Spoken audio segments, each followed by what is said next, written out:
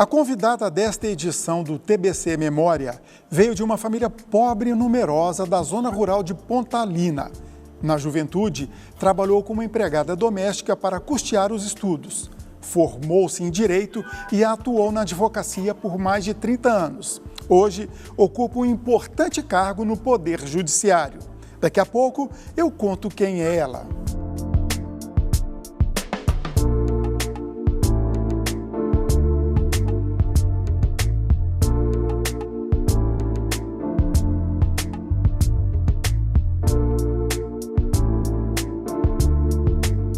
O TBC Memória recebe a ministra do Tribunal Superior do Trabalho, a goiana Adelaide Alves Miranda Arantes. Olá, ministra, é um prazer ter a senhora com a gente aqui.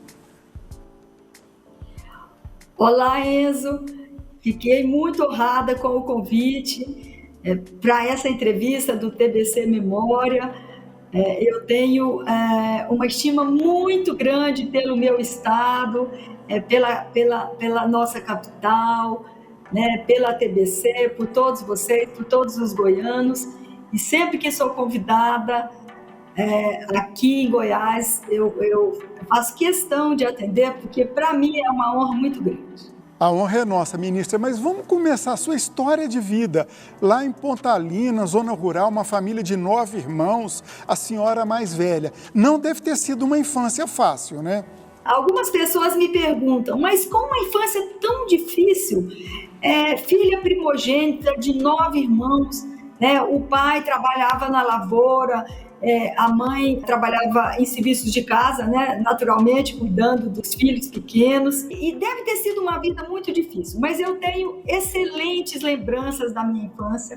Né? Nós morávamos na zona rural, numa propriedade muito próximo dos meus avós maternos, meu avô, minha avó, tios, tias, primos, primas. E nós crescemos todos ali juntos, né? Tenho lembranças ótimas e gosto muito de falar da minha infância, da minha juventude. E além de ter que estudar, tinha a responsabilidade de cuidar dos irmãos mais novos também? Como que era isso? Eu ajudei a mamãe a cuidar de todos, né? Todos os filhos, o papai colocou o primeiro nome com a letra D. Né? Então, o Deide que nasceu, até do Deide que nasceu 1 ano e 5 meses, nós temos diferença de idade de 1 ano e 5 meses, eu ajudei a cuidar. Então, eu tenho uma lembrança bem gostosa, né, de ainda menina ajudando a cuidar daqueles meninos. E sem falar que ajudava também a mamãe na lida de casa, né, porque a mamãe não tinha uma pessoa para ajudar, a nossa condição financeira não permitia.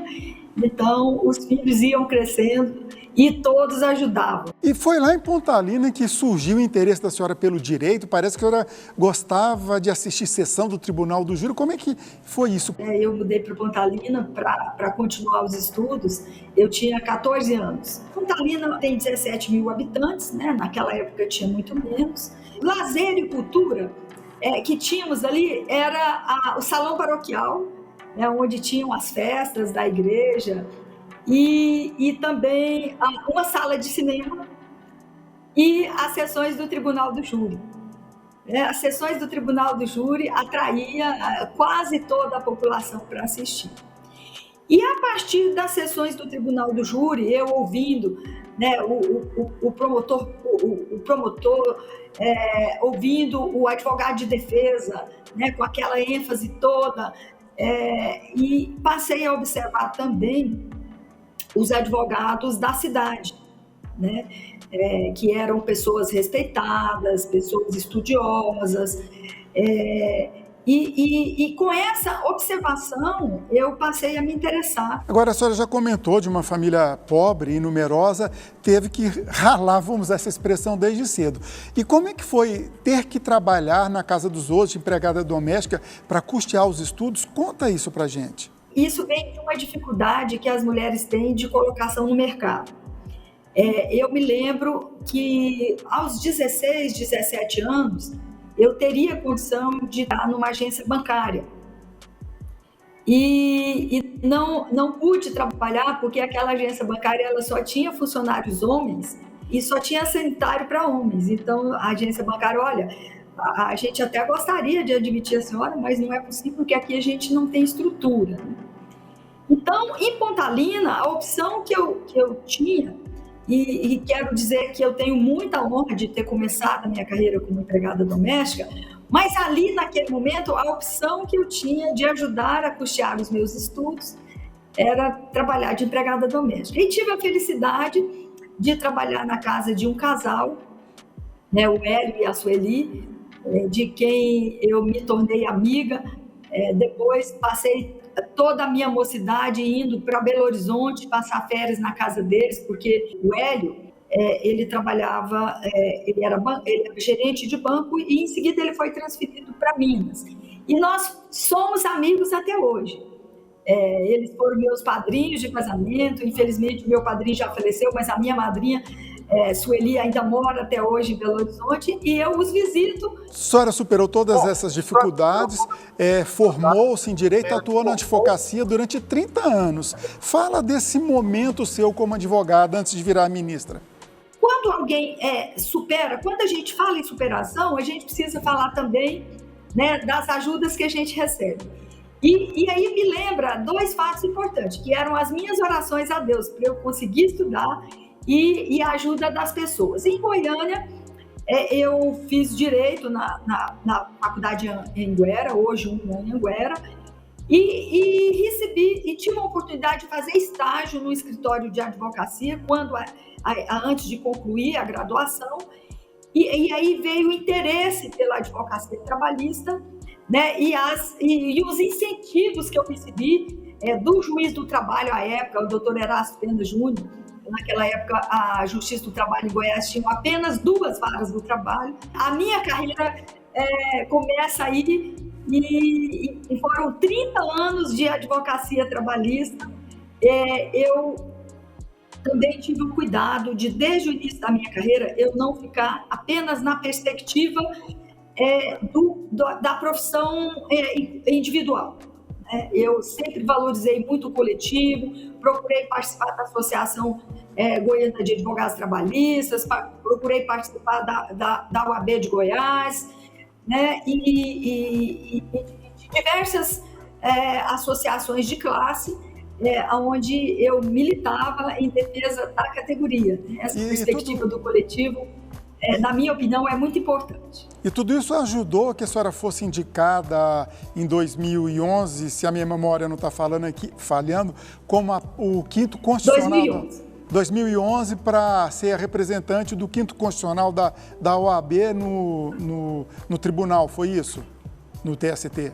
Escolhida numa lista tríplice pelo presidente Luiz Inácio Lula da Silva, no final de 2010, ali no final do último mandato dele, né, e fui nomeada em fevereiro de 2011 pela presidenta Dilma e assumi no dia 1º de março de 2011. Agora, eu digo para você que essa minha perspectiva de atuação no coletivo me ajudou muito, porque eu estabeleci relacionamentos no Tribunal Superior do Trabalho, estabeleci relacionamentos no Supremo Tribunal Federal, em função do exercício profissional, mas em função também da minha atuação de classe. Porque se eu fosse postular na OAB Federal, totalmente desconhecida, seria muito mais difícil. Uma contribuição grande é que o doutor Miguel Cansado, aqui de Goiás, ele era diretor-tesoureiro da OAB Federal, e foi ele que formulou o convite para que eu pudesse concorrer à vaga do ministro Simpliciano, que estava se aposentando. Tive grande apoio na OAB Federal. Ministra, o nosso tempo está correndo, mas um assunto importantíssimo, e eu estou recorrendo à colinha, que tem hora que a memória falha. Mas a PEC 72, né, que é dos direitos da empregada doméstica, a senhora batalhou para que essa emenda constitucional fosse aprovada. Por que essa luta da senhora?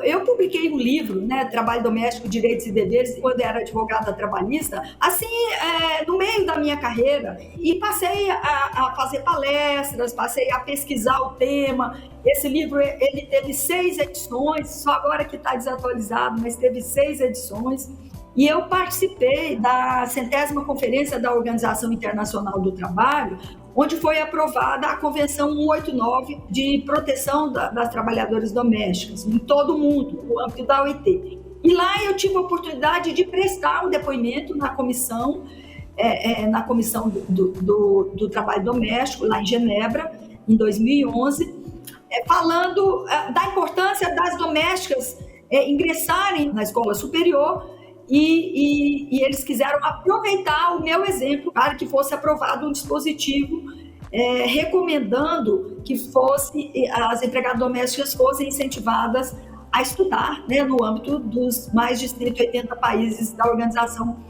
Internacional do Trabalho. A proposta de emenda constitucional 72 estendeu às domésticas direitos já garantidos a outros trabalhadores pela Constituição Federal. Dentre eles, destaque para o pagamento de 13º salário, férias e fundo de garantia. O nosso tempo está acabando, mas tem 2 assuntos para encerrar que eu gostaria de falar com a senhora. A senhora é casada com o ex-deputado federal Aldo Arantes e fiquei sabendo também que a senhora gosta de correr, fazer corrida de rua. Para encerrar, conta esses 2 lados da sua vida para o telespectador nosso. Estamos juntos há praticamente 30 anos e é um relacionamento muito bom, né? De muita parceria e de muita troca também, né? Porque nós temos os mesmos ideais, nós somos parceiros de vida, parceiros de lutas, na defesa da democracia, na defesa de um Brasil melhor, na construção de uma sociedade melhor. E eu considero que foi uma das coisas boas que aconteceu na minha vida, né, foi ter encontrado o Aldo Arantes como meu parceiro. As corridas, Enzo, foi interessante. Assim que eu assumi no Tribunal Superior do Trabalho, eu tive uma recomendação médica de intensificar esportes, né? Em razão da faixa etária, essa coisa toda. Procurei um treinador, que é do Tribunal Superior do Trabalho, que é o Sadar, e disse, olha, eu me aposento aos 75 anos, na compulsória, né? Quando o meu ato de aposentadoria tiver para o presidente assinar, eu quero ter opção de esporte. E eu comecei a treinar, naturalmente que eu ainda não faço nem meia maratona e nem tenho essa pretensão, mas corridas de 6 quilômetros, de 5 quilômetros, eu tenho participado, tenho treinado para isso e descobri nas corridas de rua um esporte que realmente eu gosto. Ministra, nosso tempo acabou. Agradeço muito a participação da senhora. Foi uma honra recebê-la aqui no TBC Memória. Muito obrigado e até a próxima. Meus agradecimentos para você, para a TBC, para o TBC Memória. Muito obrigada. TBC Memória, ajudando a preservar a história de Goiás.